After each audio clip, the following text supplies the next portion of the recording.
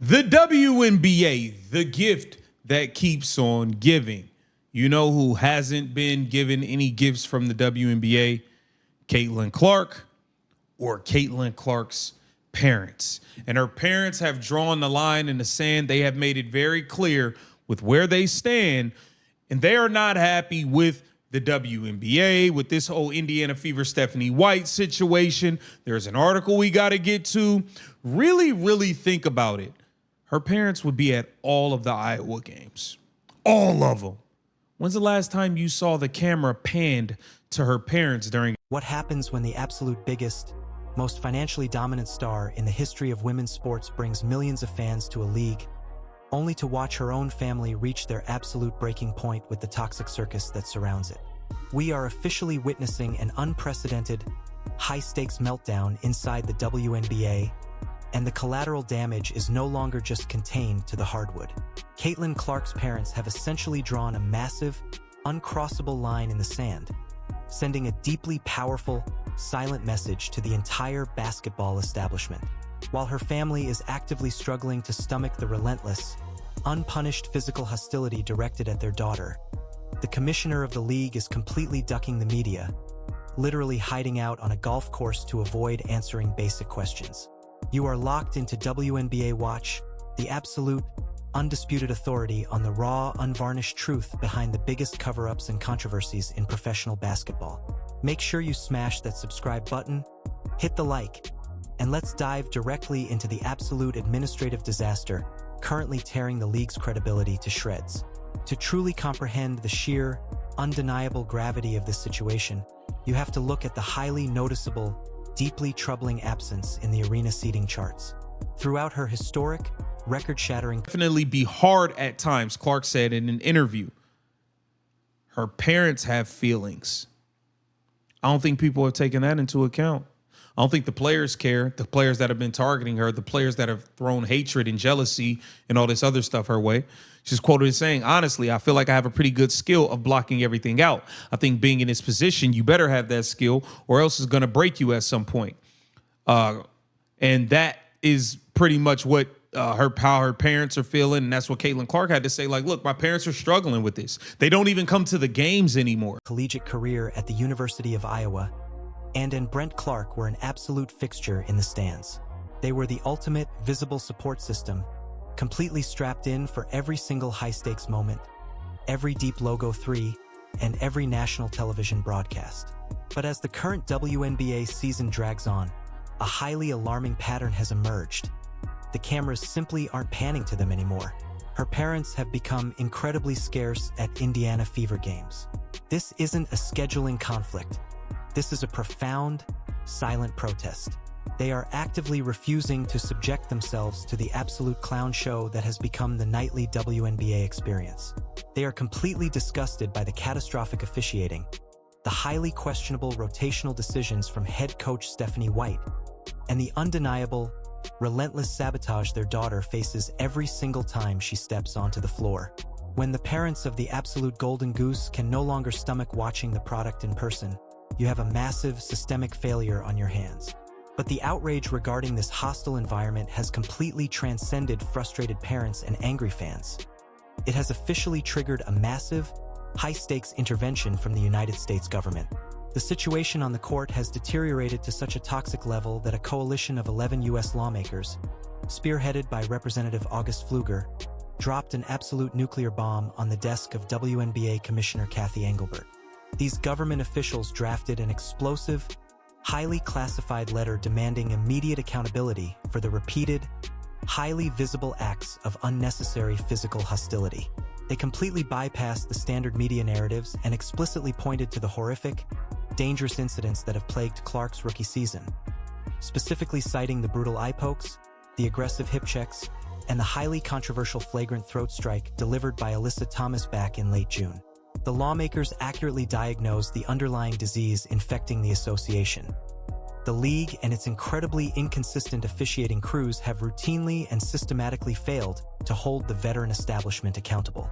When Congress has to step in to demand workplace safety for a basketball player, the entire illusion of professional integrity completely shatters. This relentless, unpunished targeting is taking a massive, deeply personal toll on the people closest to the phenomenon, and Clark herself finally broke her silence regarding the emotional collateral damage. In a remarkably candid, deeply vulnerable interview, she explicitly admitted that while she possesses the unique psychological armor to block out the noise, her parents are actively struggling with the overwhelming hatred and toxic discourse surrounding the league. Clark delivered a powerful, grounding reality check to the deeply jealous veteran establishment, explicitly stating, "You have to remember we're regular people with feelings. My parents have feelings. It can definitely be hard at times." It was a highly necessary, sobering reminder that beneath the multi-million-dollar endorsement deals and the sold-out arenas, there is a real family watching their 22-year-old daughter get physically battered on national television while the league office completely looks the other way. The veteran players executing these cheap shots entirely lack the basic human empathy to recognize the damage they are causing, but their blind jealousy is ultimately destroying their own league. While the Clark family endures this incredibly toxic gauntlet, the absolute highest level of leadership in the WNBA is demonstrating a level of cowardice that is genuinely difficult to comprehend. Commissioner Cathy Engelbert is currently presiding over the absolute biggest financial boom in the 28-year history of the league, yet she is acting like an executive completely terrified of her own shadow.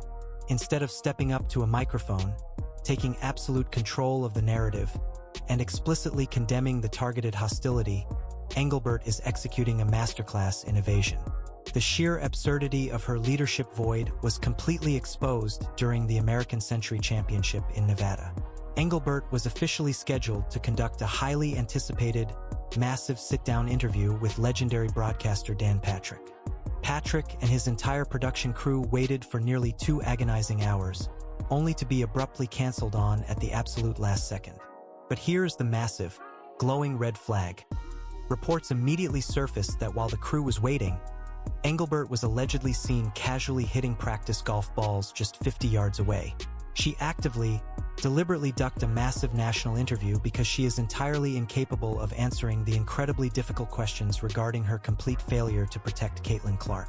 This staggering, undeniably pathetic display of executive cowardice instantly ignited an absolute firestorm across the mainstream sports media landscape, leading to one of the most blistering, scorched earth television rants of the entire year.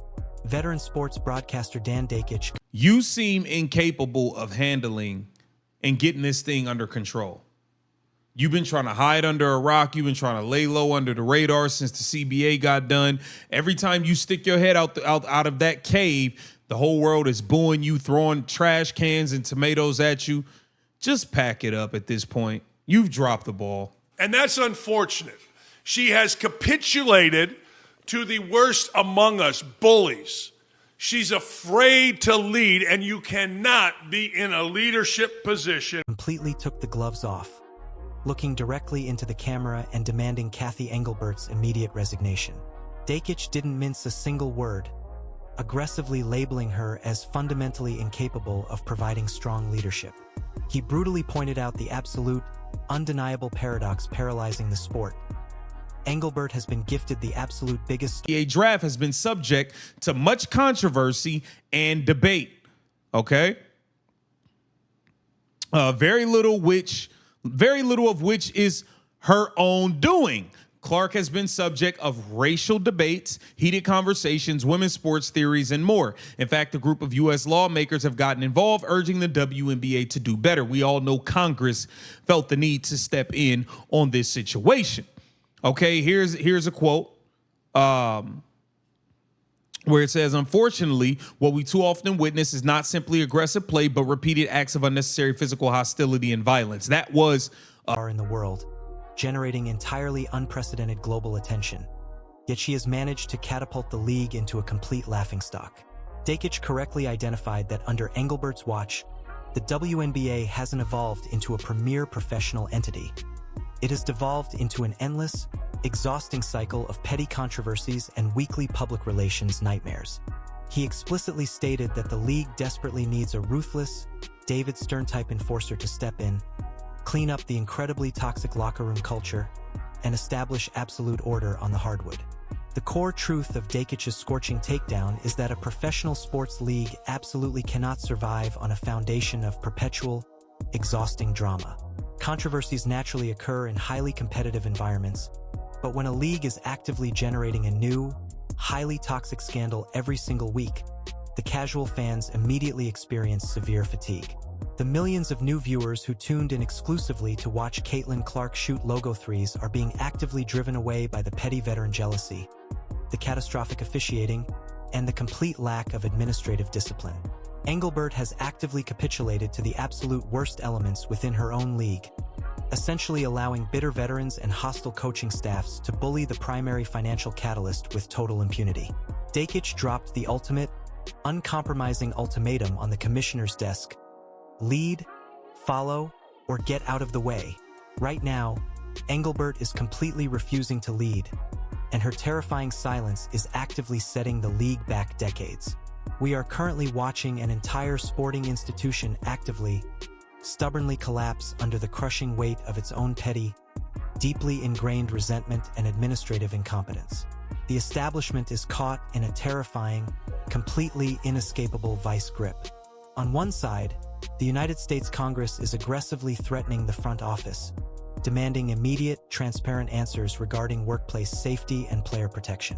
On the other side, the family of the absolute biggest star in the world is silently withdrawing their physical presence, completely disgusted by the hostile environment permitted by the league. And sitting right in the absolute center of this massive, raging inferno is a completely absent commissioner, hiding out on a golf course and praying the incredibly difficult questions simply disappear. The WNBA has been handed the absolute ultimate golden ticket, and they are actively, deliberately throwing it directly into the shredder. I want to hear your absolute raw, unfiltered thoughts down in the comments below.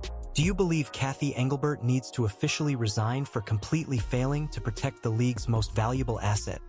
And are Caitlin Clark's parents completely justified in boycotting the games? Drop your absolute best takes. Make sure you hit that subscribe button to stay permanently locked into the real stories shaping the sport, and I will see you all in the very next deep dive.